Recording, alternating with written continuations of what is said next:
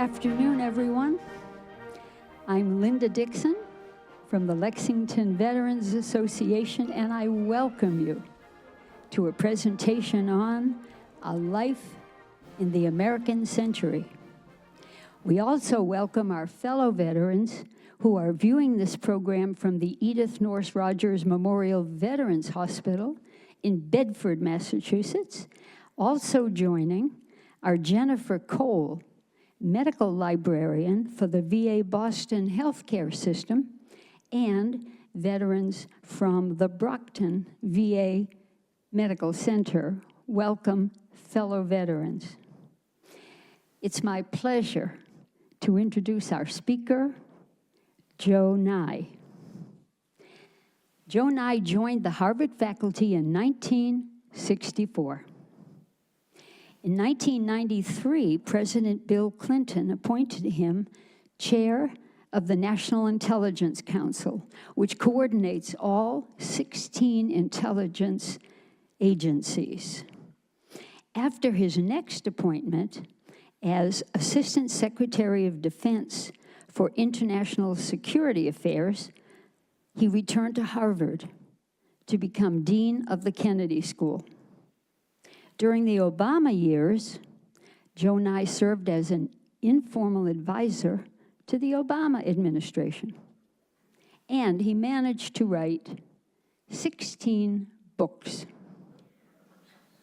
Joe Nye is the creator of the concept of soft power, or getting others to want what you want. He has helped shape decisions on two major foreign policy issues: nuclear proliferation and American policy toward Asia, particularly Japan. He has successfully worked to create and sustain non-governmental networks to reinforce our democratic alliances. And with his background in the State Department, the Pentagon, the intelligence community, as an observer and critic of 3 presidencies, Joe Nye has earned his reputation as one of the most influential international relations scholars in the world today. And now it's my pleasure to introduce our friend and neighbor, Joe Nye.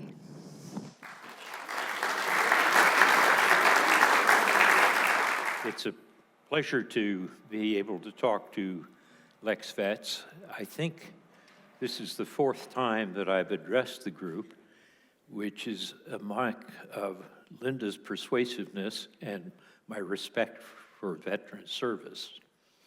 I'm also pleased to be able to do it here at Brookhaven. Molly was the one who said or decided that we would live at Brookhaven, and as usual, she was right. It's been a wonderfully supportive community. So that's basically, those are 2 happy things that are coming together at a otherwise a little bit sad time. I was going to talk a little bit this afternoon about A Life in the American Century, which is the title I gave to the memoir that I published earlier this year. And I think I will talk for about half an hour, and then we'll throw it open for questions. And I hope you can think of some good questions, because I can listen to myself talk and bore myself, but I'm never bored by your questions. Why did I call this Life in the American Century? Well, the phrase goes back to Henry Luce, the publisher of Time Life magazines. And Luce used this term in 1941. And he used it to describe the change in America's position in the world, that the United States was now the most powerful country in the world. And you might say, well, isn't that obvious? Well, when he first coined the phrase in February of 1941, the United States was in fact in a mood of isolationism. We wanted nothing to do with the rest of the world. And Franklin Roosevelt was trying to mobilize us to respond to the threat from Germany, Nazi Germany, and Japan, without any luck. And Luce was using this term to try to get the American public to live up to what he saw as our responsibilities. That problem was, of course, solved by the Japanese attack at Pearl Harbor and Hitler's great mistake of declaring war on the United States in support of his ally, Japan, which solved Roosevelt's problem of whether he would focus first on Japan, where the attack had come, or Europe, which he regarded as the bigger threat. And Hitler solved that problem for him. But the thing that's worth noticing is that by the end of the war, 1945, the Americans had had their economy strengthened while the rest of the world was weakened or destroyed. And the United States in 1945 represented about half of the world economy. We represented about a quarter of the world economy going into the war. And you might say, well, where are we today? And the answer is we're about a quarter of the world economy as we were before World War II. There's sort of this big spike after 1945, and then a very gradual return to where we were before the war. But that period, over 8 decades, has been called the American century. Luce's term is correct. The United States has not been able to rule the world, but it certainly has been the most powerful country in international politics during those 8 decades. Why did I write a memoir about this? I didn't write it to be fully descriptive of all of this 80 years, but I thought it would help to say something about what did it feel, how did it feel as you lived through it? I mean, it's like touching an elephant. You don't describe the whole elephant, but you say, here's what this part touched, felt like. And in that sense, by describing this period in my memoirs, I hope that I can help people get a sense of perspective. For example, everybody talks about how polarized we are politically in the country today. And indeed we are, and it may be worse than certainly the last 20 or 30 years. But if what I remember growing up on a farm in northwestern New Jersey with a very small rural community, which was entirely Republican, including my own family. I remember coming back from grade school, walking down the road back from school, and my friend, who's came from an equally Republican family, say, "This is a great day. The tyrant is dead," and he was referring to the announcement of the death of Roosevelt. That was the attitude, the degree of polarization that you found in a rural area in northwestern New Jersey. So while we have problems today of polarization, we've seen some of this before. Another example of perspective that I describe in the memoir is the current turmoil that we've had in terms of the universities. We had, 3 or 4 presidents of university, including Harvard, retire after the congressional hearings last year. People have come to me and they said, "Have you ever seen anything as bad as this?" And my reply, and I describe this in some detail in the book, my reply is, yes, I've seen worse. And we had at Harvard and many other universities these tent camps in the yard. It may be difficult to get across the yard. And there were, been very many demonstrations about the Gaza war, and you had a pro-Palestinian group, and you had a pro-Israel group, and it was quite contentious. But if you compare that to Harvard in the 1960s, the 1960s were much worse. At the time of the Vietnam War, protests weren't peaceful. My office was in the Center for International Affairs at Harvard, and 2 or 3 times a mob broke into the building and tore the place apart. They tore down the bookshelves.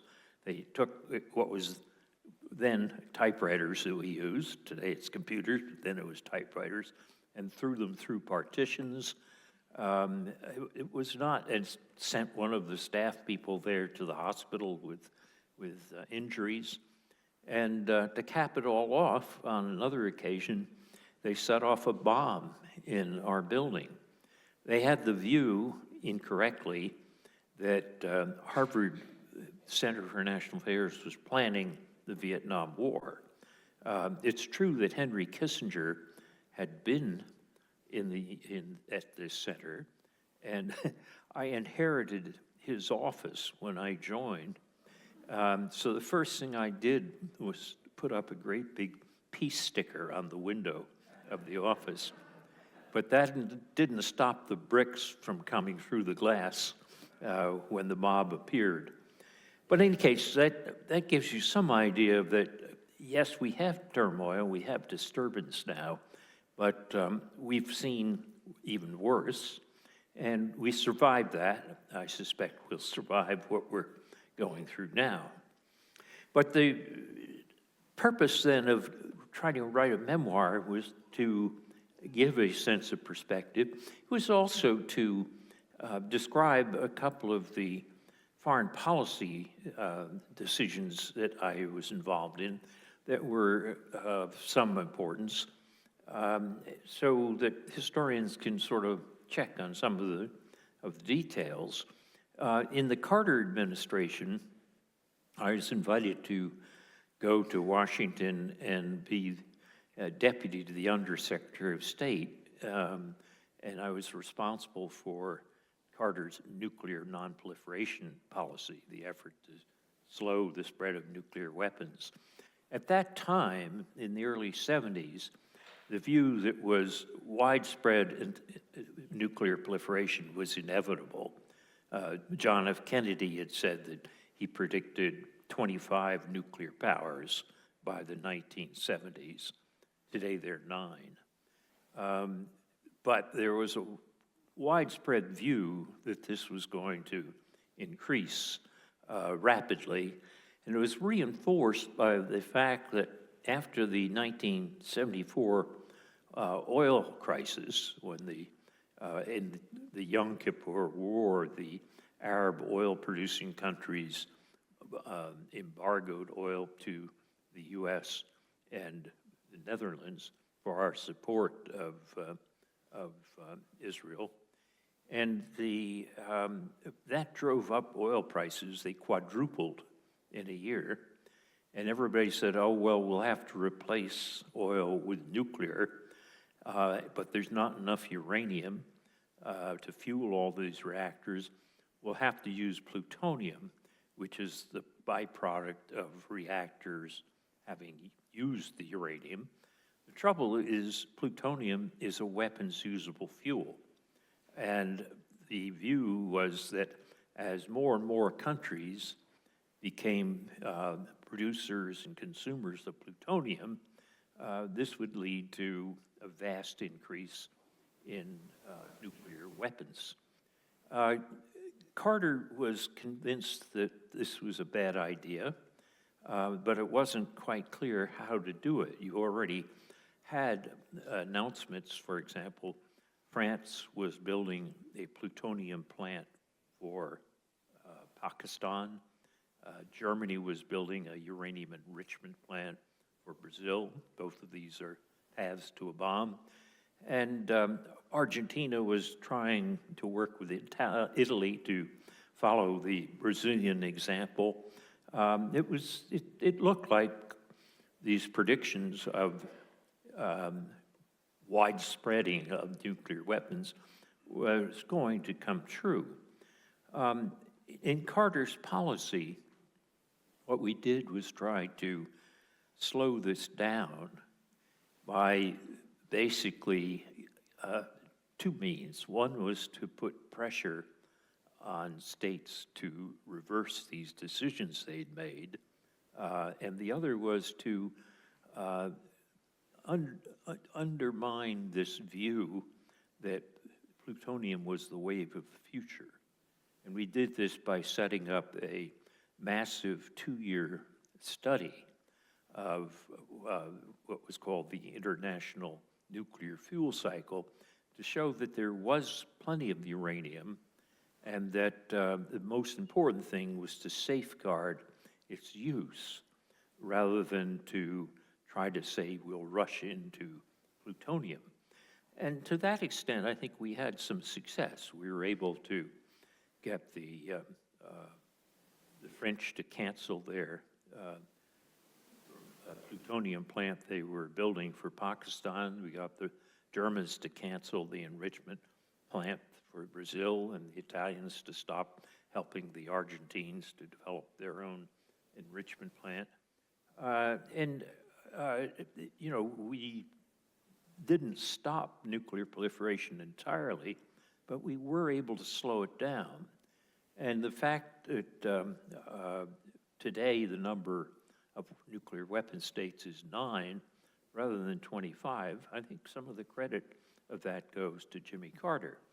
And I was pleased to be part of that. I'll tell you one amusing anecdote, though, about the diplomatic process. It must have been in 1977, we were arguing with the French. I was going back and forth to Paris, they were coming to Washington. We were saying, you've got to stop this, giving this plutonium plant to the Pakistanis. And the French would say, it's for peaceful purposes only. It's to develop nuclear energy. And so it's also the credibility of France as a reliable supplier is dependent upon our going through with this. So we would have this argument back and forth and didn't make much progress. And then we discovered, the American intelligence discovered, that the Pakistanis were doing research on implosion, which is creating the conventional explosives that squeeze the plutonium together to make it then explode into a nuclear reaction. And that you don't do for peaceful purposes. So I got permission to use this intelligence with the French to try to persuade them. And so I was in Paris in, must have been about June of 77, and negotiating all day with a group of countries.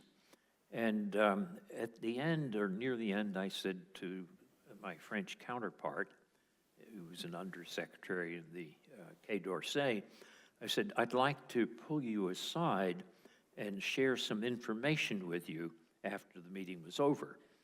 And so we went over in a corner, and he went with several aides, and I went with 1 or 2 people with me.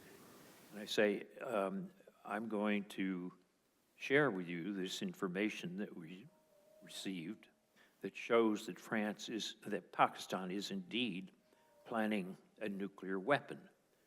And so we unlocked the box with the intelligence, and we showed him the papers and so forth. And the next thing you know, the poor man fainted. And I thought, oh my God, I've killed him. And but what had happened is he'd been chairing this session all day long, was completely exhausted, and then being hit with concrete evidence that the argument he'd been making for the last year was false, just keeled over. So the French had, his aides sort of took him away, and the head of the French Atomic Energy Commission, André Giraud, came, and he sat down with me, and he looked at the evidence, and he said, if this is true, we're going to have to change our plans. We're going to have to ascertain that it's true by our own means. And if you tell the press, then we won't change our plans. So you have to be able to keep this absolutely quiet. And I said, all right, we'll do our very best. And we were able to prevent this from leaking to the press. And by November of that year, the French announced to the Pakistanis, oh, there's some difficulties in the cutting blades at the front end of the plant. We won't be able to complete it. So that's diplomacy, but it worked. In the Reagan years, I returned to Harvard, and I started to look closely at the larger issues of nuclear weapons. I was always struck when I would go to meetings when I was in the State Department, and I'd have I would be telling these people, you shouldn't get a nuclear weapon, and they would sort of say, but you have them, why shouldn't we? And I would have to say, because it's destabilizing their regional balances and so forth. And then I thought to myself, well, that's an answer, but is it really convincing? So when I got back to Harvard to teaching again, I taught a graduate seminar on nuclear ethics. What are the ethics of having or controlling nuclear weapons? And I published a book with that title, Nuclear Ethics. And also Derek Bach, who's then the president of Harvard, set up a group of Harvard faculty, 5 of us, to write a book which we titled Living with Nuclear Weapons. We didn't think you were going to be able to get rid of them, but you could do more to control them and to reduce the risks attached to them. And that book was an effort to answer the great popular concerns which at that time led to the nuclear freeze movement. You had people marching in the streets in New York, in London, in Paris, and so forth, demanding an abolition of all nuclear weapons. And we were trying to say, here's a middle path. Incidentally, after we published the book, one of a major contributor to Harvard, who was on the left, told Bach that he would never contribute to Harvard again. But at least I thought that we had tried to come close to the truth. In any case, the period of the 1980s was a period where there was a lot of concern about that we might get trapped in a nuclear war. And in the early part of the decade, it did look very serious, very, very dangerous. It begins to improve by the end of the decade. But during that time, I went 8 times to Moscow as a private citizen and visited the their Institute for the Study of the U.S. and Canada, which was run by Georgy Arbatov, who was a member of the Central Committee and very tied into top Soviet leadership. And those visits were to try to talk about how can the Soviets and the Americans make sure that this diplomatic rivalry, political power struggle doesn't get out of hand. And we had a project that backed this up at Harvard called the Avoiding Nuclear War Project, and which had one of the titles of the books we produced was Hawks, Doves, and Owls.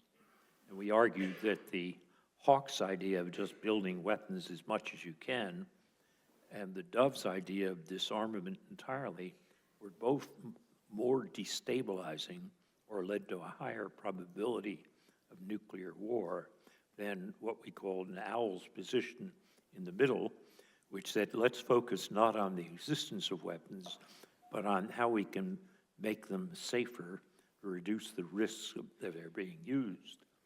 So that's how I spent much of the 80s, an interesting period. I then went back into government after Clinton came into office. And as Linda mentioned, I first chaired the National Intelligence Council that prepares the intelligence estimates for the president. And then I moved over to the Assistant Secretary of Defense for International Security Affairs. And sometimes people say, well, why did you move from intelligence to defense? And I said, well, the difference is in intelligence, you go to a meeting in the White House, in the Situation Room, and you give a briefing saying, here's the situation, for example, on East Asia. And after you give that briefing, then all the policy people argue with each other about what's to be done, and you're supposed to shut up, like a good Victorian child. You know, you're seen but not heard. And when I was going to these meetings, I was struck, and it's hard to remember this in 1993, that everybody was worried about a war with Japan. There was a fear that Japan was eating our lunch economically and was going to get stronger and stronger. And I was convinced that the problem was not Japan, but was going to be China. And yet everybody in the government was focusing the other way around on it. So I wanted to try to argue that and do something about it. And I realized that if I accepted the invitation to go over to the Defense Department, I could actually weigh in on the arguments and do something about it, which I couldn't do when I was in intelligence. So as the joke goes, in intelligence, you're tempted by the sin of omniscience, and in defense or in policy, you're tempted by the sin of omnipotence. But in this case, I wanted to try to get my hands on the levers of policy. And over the next 2 years, we were able to work with the Japanese and argue the case inside the American government that we should be reinforcing the U.S.-Japan security alliance rather than seeing it as a relic of the Cold War. Both in Washington and in Tokyo, the view was when the Cold War is over, this treaty of the U.S. and Japan was a Cold War relic and we should get rid of it. I was saying, no, you're going to want it, because what you see in the future of East Asia is 3 great powers, China, U.S., Japan, and it's better to be part of the 2 than just the 1. And it took a while, but eventually we persuaded the White House that that's the direction we should move. And in July of 1996, President Clinton issued a joint statement with Prime Minister Hashimoto of Japan in Tokyo, saying that the U.S.-Japan Security Treaty was going to be the basis for stability in East Asia in the post-Cold War period. So that was an interesting, I mean, the details of the struggle, the bureaucratic struggle, political struggle of how to change that policy, I won't bore you with now, but those are the kinds of things that are in the memoir that might be of some interest to historians. So let me conclude by asking about the future. If one looks into the future, there are many people who think the United States is in decline, and they'll point to the kinds of things that I mentioned at the beginning of the turmoil that we're going through. I have argued that there's an enormous resilience in the American political culture, and that I think we've been able to overcome equally difficult periods in the 1890s, in the 1930s, when Franklin Roosevelt thought we were about to lose democracy, in the 1960s, as I just described, and I think we'll get through this period. It's going to be a rough period, but I think we're resilient enough to be able to manage it. Now, people say, how can you say that in the era of Donald Trump? Well, Trump is very unpredictable. He not only is unpredictable because of his personality, he's a very personalistic politician who judges policy issues by how they affect him personally, but he also prides himself and has said many times that unpredictability is, for him, a weapon. It keeps his opponents or his bargaining partners off balance, and that allows him to cut a tougher deal. So trying to predict what's going to happen in the next 4 years under President-elect Trump is beyond me. But that's why I retreat to this point that I think the resilience in American political culture will survive that period, no matter how concerned one is about it. President Trump has made some extravagant promises like solving the war in Ukraine in just 24 hours, and has said a lot of things which clearly are not going to happen. But I think the interesting question is to see how much we're going to be able, despite these unpredictabilities of the man in the White House, how much we're going to be able to survive this. When I look at the U.S. Challenge from China, which is what most people say, they say, well, China is going to surpass us in the next decade or so.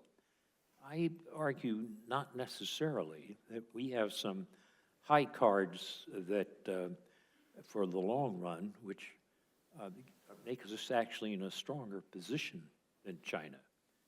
I've used the metaphor that if a Martian came to Earth and looked at the U.S. and China playing this high-stakes poker game and could peer into both hands at the same time, and then make a bet on who would be stronger in 2040, I think he'd bet on the United States.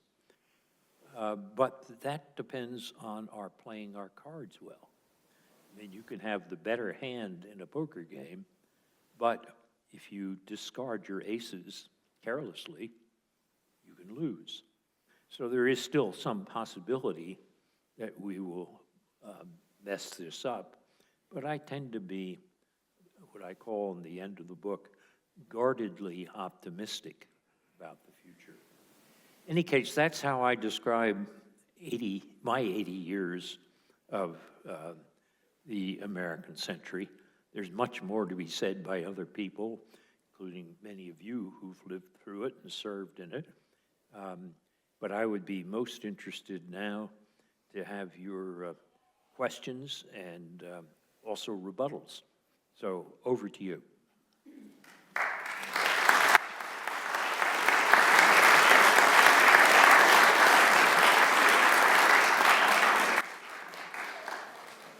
We are anxious for your questions. We welcome them. Several of us are here with microphones. We just ask you, wait for us to hand you the microphone so that your question will be recorded for posterity. Okay, Edith, you're first. I have a question with regard to Russia.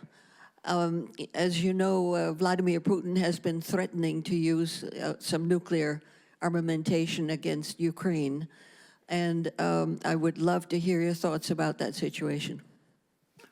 Well, I think that Russia's statements have been what I call nuclear saber rattling rather than real threats.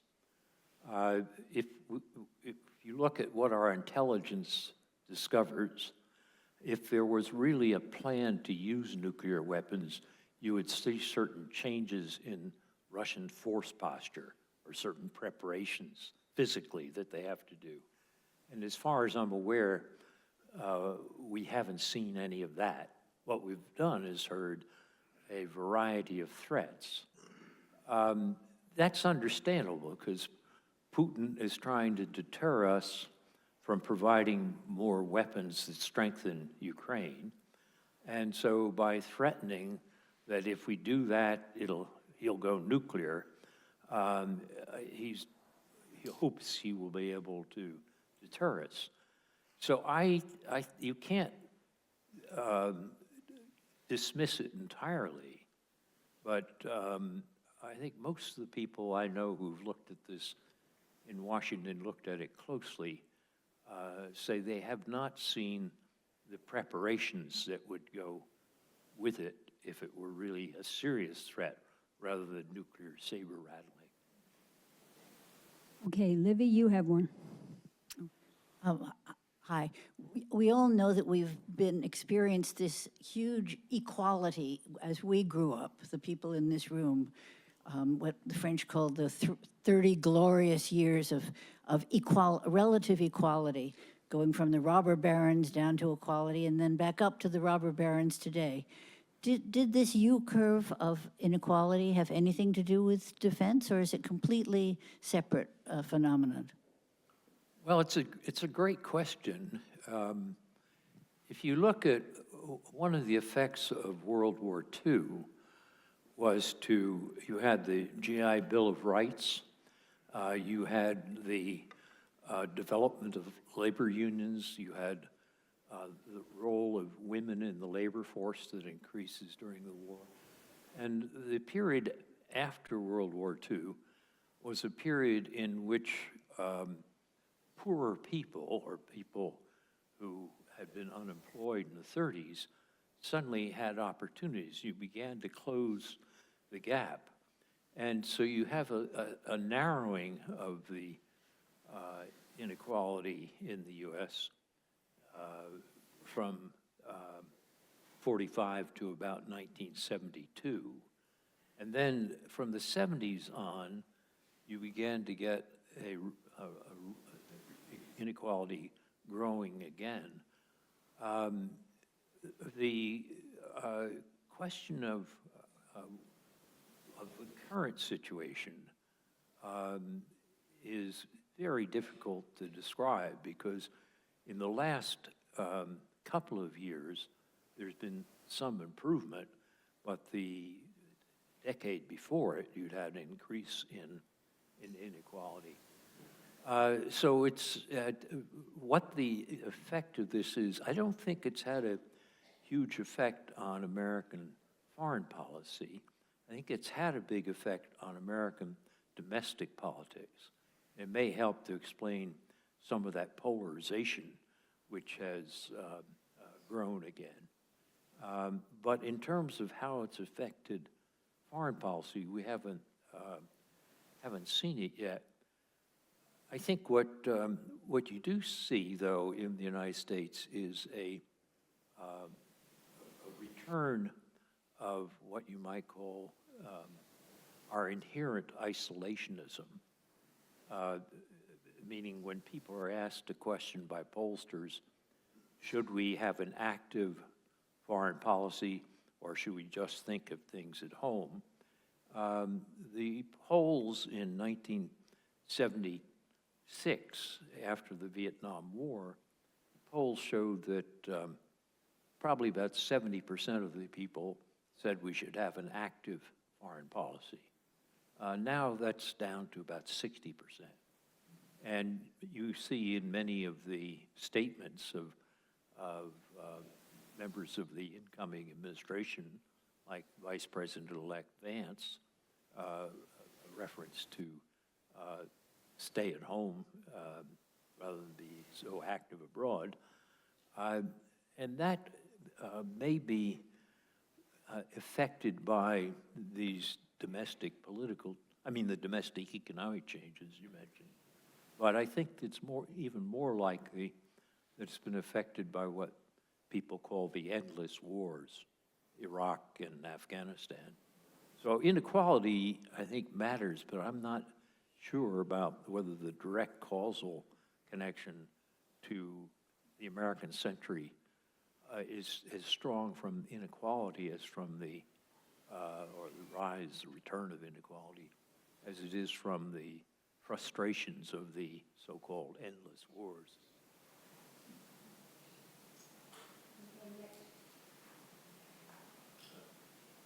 One of the cards that you probably see in our hands in international competition is innovativeness, to which universities are very closely tied. I wonder if you had a remark to make about whether our universities might be in some danger in the current political climate.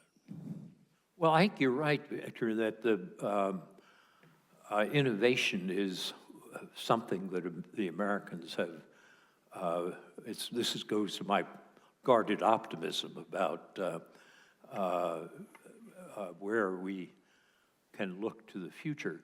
If you look at new areas of technology like artificial intelligence, most of the experts say that the Americans are about 2 years ahead of the Chinese.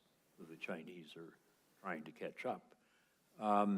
And in that sense, I think you can argue that American universities are still the seats of more innovation than Chinese universities. There's a study that is produced by Shanghai Jiao Tong University, which looks at the top 20 universities of the world by ranking them in terms of their creativity in sciences and technology.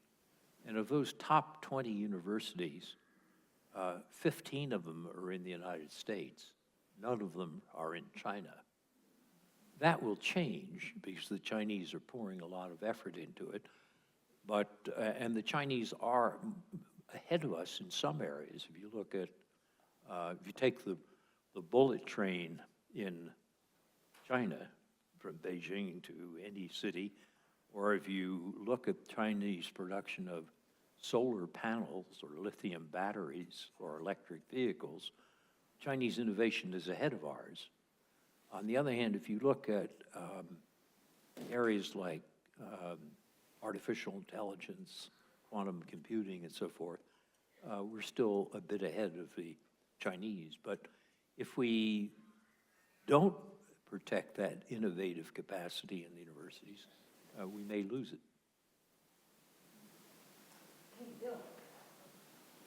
Could you comment on the strength of our diplomatic corps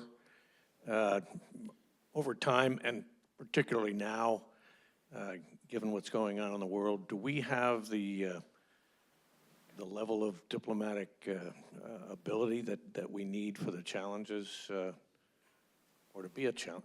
Yeah, that's my question. Well, I have been very impressed by the Foreign Service officers I've served with. They have an extraordinary dedication and very low salaries comparatively, and far fewer resources. Having worked in both the State Department and the Pentagon, going from the State Department to the Pentagon was like going from a middle-class house to a mansion. I mean, they had, the resources that you had. You have, for example, career civil servants in Pentagon or in the military got periods of studying abroad or studying in a university, sort of sabbaticals. And in the State Department, most positions are understaffed. I mean, so there's no money to send somebody to go and spend 6 months at a university. So the State Department is on a very tight budget, And I've always been amazed at how much service they get from within that constraint. And if this were a well-managed world, we would take more resources and put them into the State Department, but I don't expect that to happen.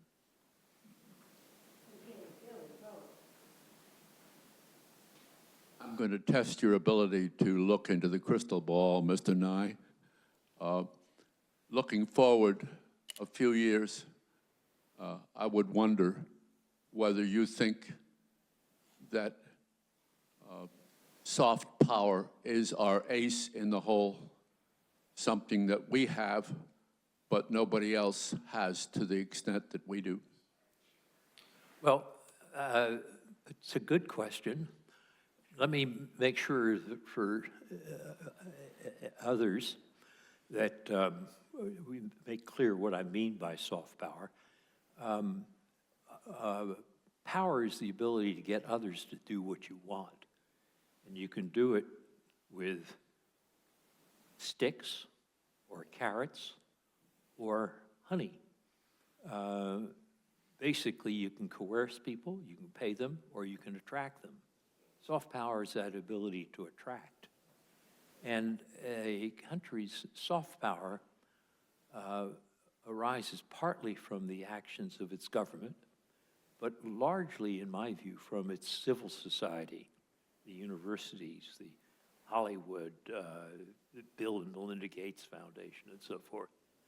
And I remember being invited by the Chinese foreign minister once, must have been around 2014 or 2015, to a private dinner in which he wanted to ask me, how does China increase its soft power?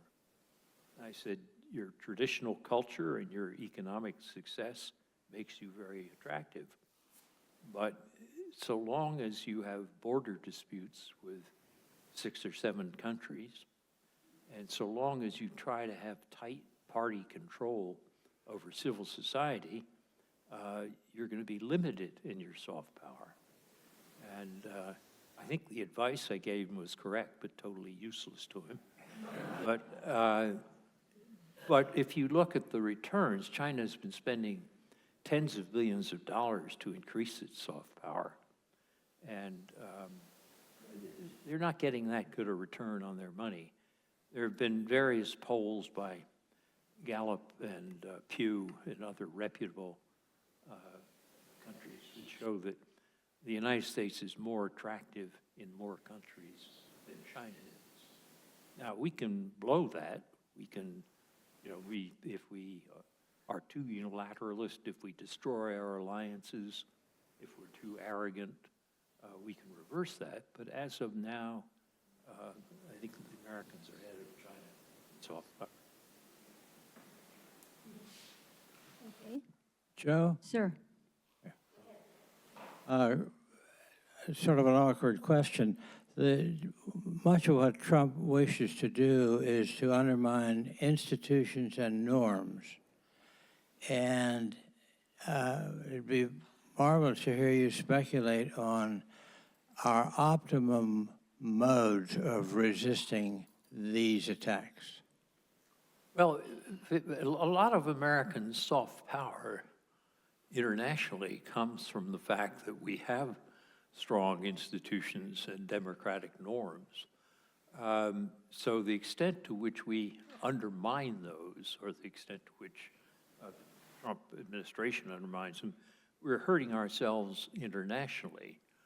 And then, of course, the fact that those institutions and norms also give us a quality of life here that regardless of how it looks to others overseas, it affects the quality of our life now. I think the hope is that there'll be enough strength in these norms that there'll be resistance to attitudes or policies that undercut them. An early example of this was in the Senate, where Senator Thune, the new majority leader in the Senate, refused to go along with Trump's proposal of recess appointments, which essentially would have deprived the Senate of its role in the Constitution of advise and consent.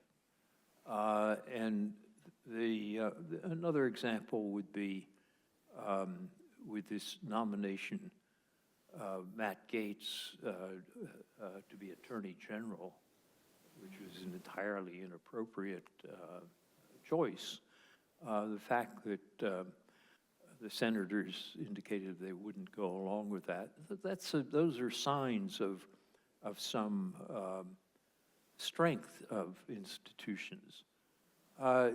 The other thing to look for is you have people at different levels of government who still adhere to what you might call a rule of law, or to proper norms regardless.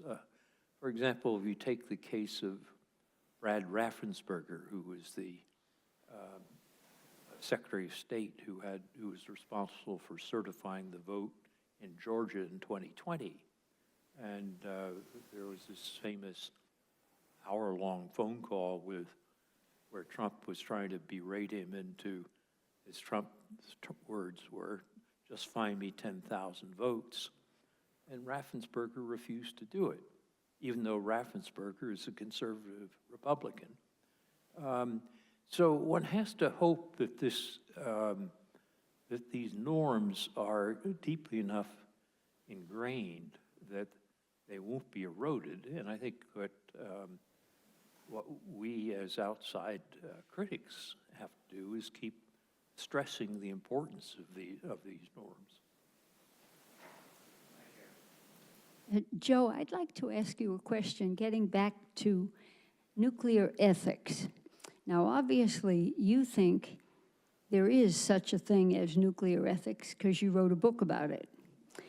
So if you are talking with a smaller nation who says, why should we not develop nuclear weapons? You've got them. How do you bring nuclear ethics into the conversation? Well, the key issue is, what is the effect of your getting nuclear weapons? Is it going to make it more or less likely that there'll be war? And I think with many small countries, they don't have the technology and command and control systems for control of the weapons. They also, so that the danger of their getting out of central control. Imagine that Bashar Assad had nuclear weapons in Syria right now. That would certainly increase the danger of their use. The other thing is that many small countries are also locked in regional rivalries. So as a country says, I need these nuclear weapons to protect myself, and then you say, but what are you going to do when your rival makes the same argument and develops nuclear weapons? Then you have the question of whether that will be a stable balance at the regional level or an unstable balance. And I think the number of uncertainties about it mean that keeping the number of nuclear weapon states low as possible is the right ethical position, because it reduces the probabilities of nuclear war, which is to my mind, the ultimate evil that we're trying to prevent. Thank you for expanding on that. Okay, folks, we have time for a couple of more questions. Now, we've got a lot of people in the audience. Surely, somebody is curious and has a question for Joe. Okay, hang on a moment. Microphone is on its way. I just want to get your opinion about climate change and how much that fits into the world population issues and the issues that you've been talking about, because it doesn't seem to get as much attention as I think it needs to get at this point. Well, I think climate change is very serious.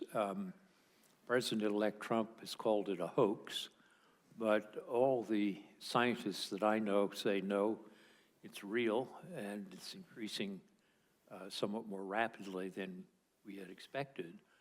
And we're beginning already to see some of the effects of it on storms and weather patterns and so forth, as well as the effects on wildlife, where, you know, the question of how much coral bleaching there is and so forth. So I think climate change is very real. One of the problems is that it's a long-run problem. And presidents get elected every 4 years. Congresspersons get elected every 2 years. And when you say, I'm going to put up your taxes, and people say, I'm not going to vote for you in 2 years, and you say, well, I'm doing it because we need a carbon tax to prevent this terrible thing that's going to happen in 30 years. They say, I don't, you know, with a discount rate, I'm not interested in 30 years, I'm interested in 2 years, and I'm going to vote against you in 2 years. So climate change has been it faces, if you want, a structural problem in terms of how it rates with other issues on the agenda. What's remarkable is that we've been able to move somewhat on that in spite of the politics of it. The Inflation Reduction Act that President Biden passed was a misnomer. It really is a subsidy program to support issues that affect climate change. And the question, I think, now is with President Trump taking over and threatening to withdraw America from the Paris Climate Accords, and if he cuts back on these subsidies that are in the Inflation Adjustment Act, how much difference will this make in terms of the extent to which there will be CO2 in the atmosphere and a rise in temperatures? Over 4 years, it's probably not too dramatic. What may be more important is that the price of solar and wind has been coming down, so market forces are moving in the right direction. You want to get rid of coal, which is the most carbon intensive of the fuels, and there has been through the market a replacement of coal by first natural gas, but then also by solar and wind. So the question of whether 4 years of a president who says this is a hoax, it's not a good thing, but it may be that these other forces will mitigate how much we'll suffer a result of it. So climate change, yes, it's very important. It's going to affect our children or our grandchildren. But when you're voting in the short run, you tend to think more about taxes and inflation. One of the differences now than earlier in the century is that we have an internet which allows people to circulate all kinds of false information and also galvanize crowds of different kinds for nefarious purposes. How important a change is that in terms of international relations? Well, the internet has had a profound effect on our societies, all societies, in the sense that, there's one joke goes, for centuries, there's always been a village idiot. But what the internet has done is allowed the village idiots to coordinate. And so in that sense, the internet has made a difference.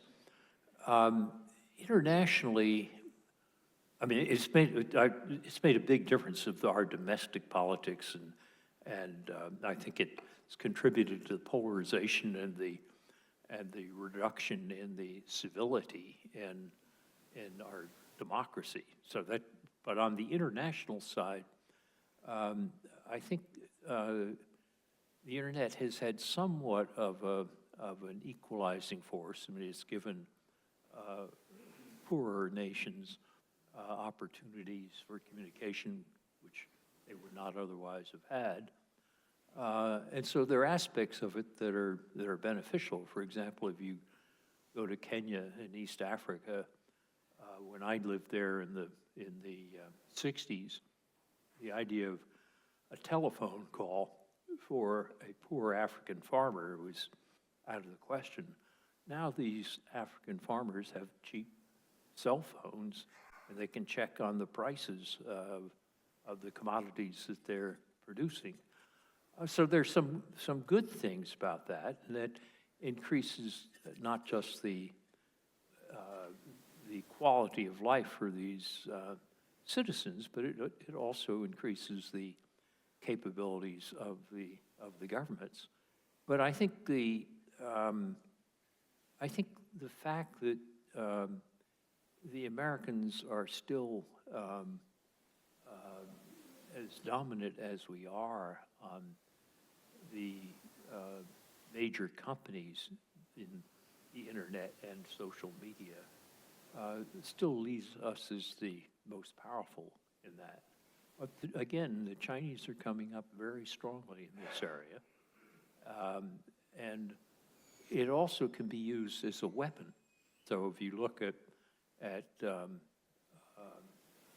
Russian and Chinese hackers who are hired by the government or who belong to the military in Russia or China, they're able to do damage to us without being in the country. So our wide oceans don't protect us from that. So the internet, I think the internet has changed the quality of life, and sometimes for better, sometimes for worse. And I think it's made us vulnerable in ways that we weren't in the past. But on the overall balance of power, I don't think it's changed it.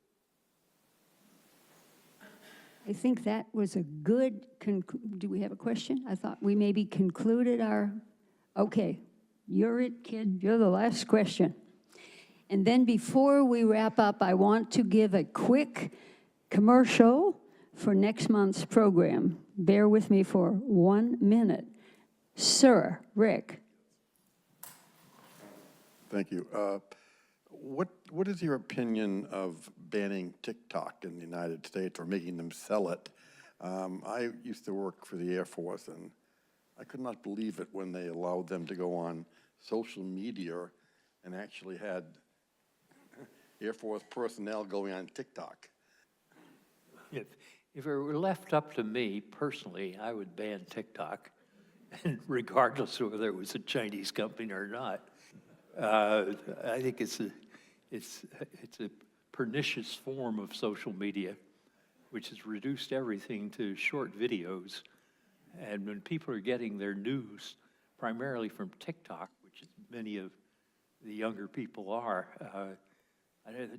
that's not good for our democracy.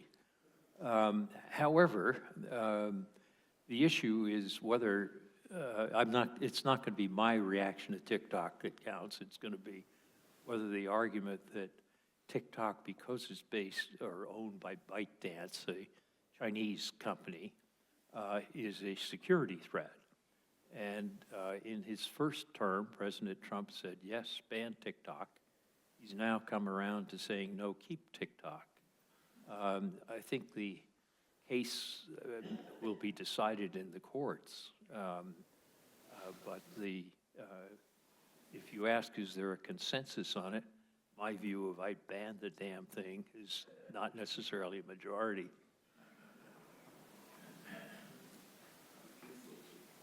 If you enjoyed this program, please join us in the first.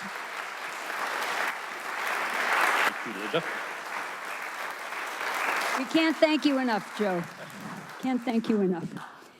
And there's more, well, I can't say more of the same. Joe is unique. Joe is irreplaceable. But in a month, Monday, January 13, in the large meeting room, we have quite a provocative topic we're going to talk about, offered by Professor Dan Breen, an old favorite from Brandeis University, landmines, the weapon that knows no treaty. And he's going to talk about the scourge of landmines. Unfortunately, when wars are over and battles are over, these tokens are left behind, and they just wreak devastation. So it's not the happiest of topics, but it's something that we would benefit from knowing a little bit about. All right, so with that, we cannot thank Joe enough for educating and elucidating us enough. Thank you for such a wonderful audience. It's been a pleasure meeting and hosting you. Best holiday wishes for the rest of the month. Happy New Year. We look forward to seeing you in the new year. Thank you so much. This concludes our program.